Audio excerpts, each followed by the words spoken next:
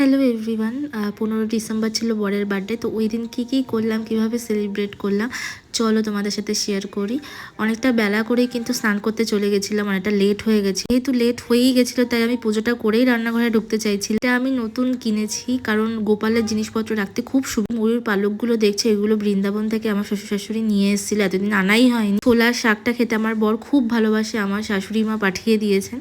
যেহেতু ওর বার্থডেটা সোমবার পড়েছিল, অফিস থাকবে, ও যেতে পারবে না, তাই আগের দিনই কিন্তু গিয়ে মায়ের কাছে থেকে আর কি জন্মদিনটা সেলিব্রেট করেই এসেছে। কারণ যতই হোক একবার মায়ের কাছে গেলে না গেলে জন্মদিনের সময় ওরও মনটা খারাপ হতো। তো তারপর কিন্তু আমি একদম সিম্পলভাবে কিন্তু মাছের ঝোল রান্না করছিলাম, পাতলা ঝোল, যেটা ও খেতে প্রচণ্ড ভালোবাসে। কমফর্ট ফুড পাতলা মাছের ঝোল ভাত, কিন্তু তাও আমার মন মানছিল না, তাই একটু ফ্রাইড রাইস চিলি চিকেন করেছিলাম। আর 5 রকম ভাজা যেগুলো হয় আর কি, সেগুলোও করেছিলাম। এই কার্ডটা মেয়ে নিজের হাতে বানিয়ে দিয়েছে, ও খুব খুশি হয়ে গেছিলো।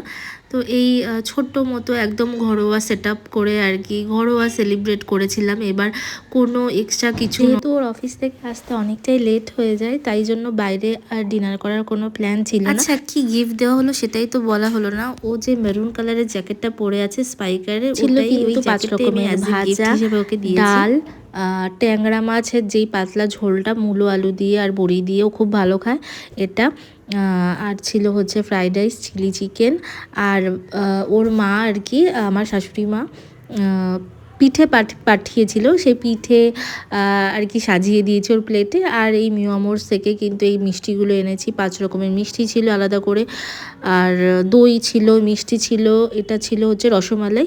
তো দ্যাটস ইট, বাই।